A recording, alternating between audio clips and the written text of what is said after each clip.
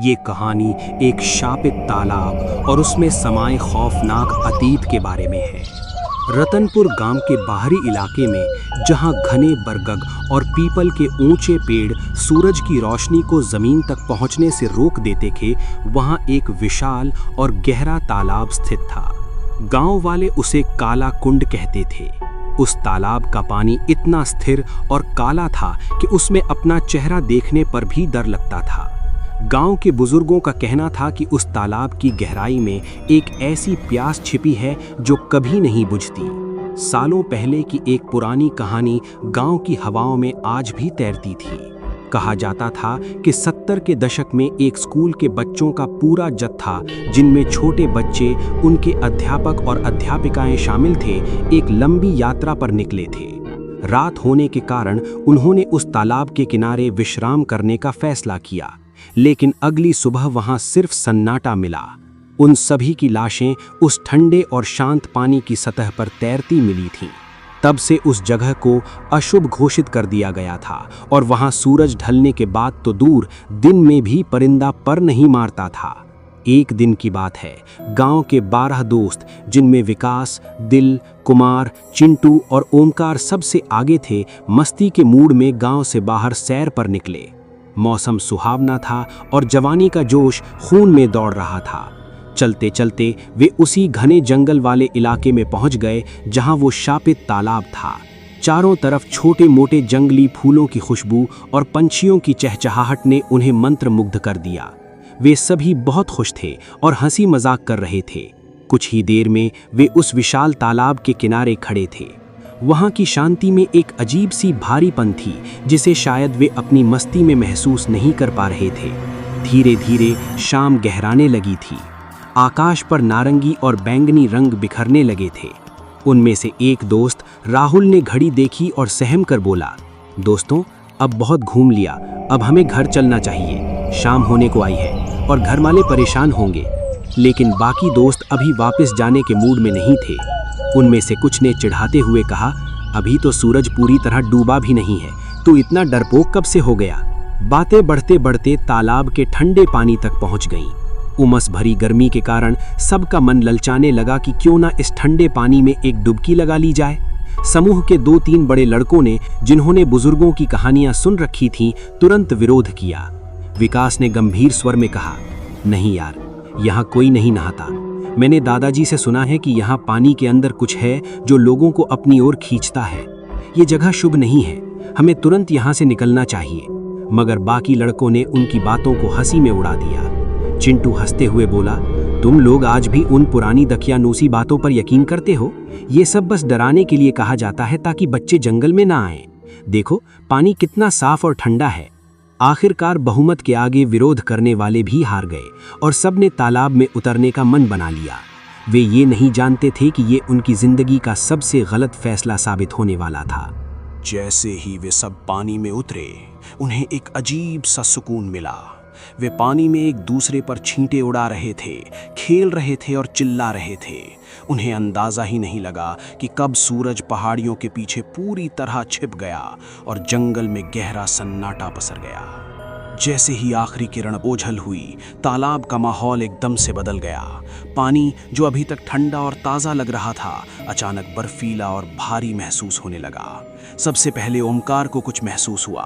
उसे लगा जैसे पानी के नीचे से किसी ने उसके पैर को छुआ है। उसने घबराकर अपने पैरों को हिलाया, लेकिन वहां कुछ नहीं था। अभी वो संभल पाता कि अचानक पूरे जंगल में एक अजीब सी फुसफुसाहट गूंजने लगी। वो आवाज़ किसी एक दिशा से नहीं आ रही थी, बल्कि ऐसा लग रहा था जैसे पानी की लहरें और हवा आपस में मिलकर किसी मरे हुए इंसान का नाम पुकार रही हों। बचाओ, हमें बाहर निकालो, जैसी बारीक आवाज़ें उनके कानों में पड़ने लगीं। सबके चेहरे का रंग उड़ गया। डर के मारे सबने बाहर निकलने की कोशिश की, लेकिन तभी उनके साथ कुछ अकल्पनीय हुआ। जैसे ही उन्होंने किनारे की तरफ कदम बढ़ाना चाहा, उनके शरीर पत्थर की तरह भारी हो गए। विकास चिल्लाना चाहता था, लेकिन उसके गले से आवाज़ ही नहीं निकली। ऐसा लग रहा था जैसे पानी के नीचे से हजारों अदृश्य हाथों ने उनके पैरों को जकड़ लिया हो। वे अपना हाथ हिलाने की कोशिश कर रहे थे, पैर पटक रहे थे, लेकिन पानी का घनत्व अचानक इतना बढ़ गया था जैसे वे पानी में नहीं बल्कि किसी गाढ़े तेल या खून के कुंड में फंसे हों। डरावनी फुसफुसाहट अब चीखों में बदल चुकी थी। अंधेरा इतना घना हो गया था कि उन्हें एक दूसरे का चेहरा तक नहीं दिख रहा था, बस सुनाई दे रही थी तो पानी के छटपटाने की आवाज़ें। तभी तालाब के बीचों बीच से कुछ साए उभरने लगे। वे छोटे बच्चों की आकृतियां थीं, जिनके चेहरे सड़े हुए थे और आंखों की जगह सिर्फ काले गड्ढे थे। उनके साथ फटे हुए कपड़ों में कुछ लंबी आकृतियां भी थीं, जो शायद उन अध्यापकों की रूहें थीं जो सालों पहले यहाँ मरे थे। उन रूहों की काली शक्ति ने अब इन 12 दोस्तों को घेर लिया था।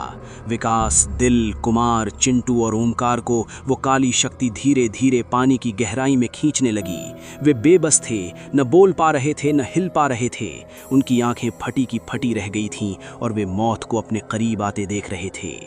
इसी बीच गांव में हड़कंप मच गया था। जब शाम ढलने के बाद भी लड़के वापस नहीं लौटे तो उनके माता पिता और गांव के बुजुर्गों को अनहोनी का एहसास हो गया। सबको पता था कि लड़के जंगल की तरफ गए थे। गांव के मुखिया और करीब 50 आदमी मशालें और टॉर्च लेकर चिल्लाते हुए तालाब की ओर दौड़े। जैसे ही वे तालाब के किनारे पहुंचे, वहां का नज़ारा देखकर उनकी रूह कांप गई।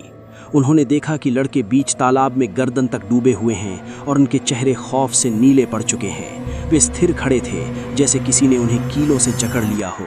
गांव वालों ने रस्सियां फेंकी और पानी में उतरने की कोशिश की, लेकिन जैसे ही कोई पानी के करीब जाता, उसे एक जोरदार झटका महसूस होता और वो पीछे गिर पड़ता।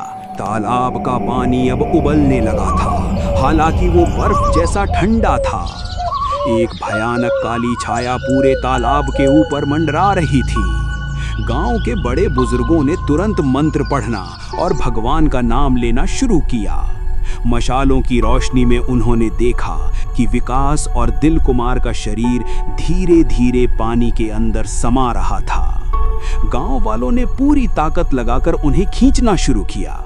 ये इंसानों और प्रेतात्मिक शक्तियों के बीच एक खूनी जंग बन चुकी थी।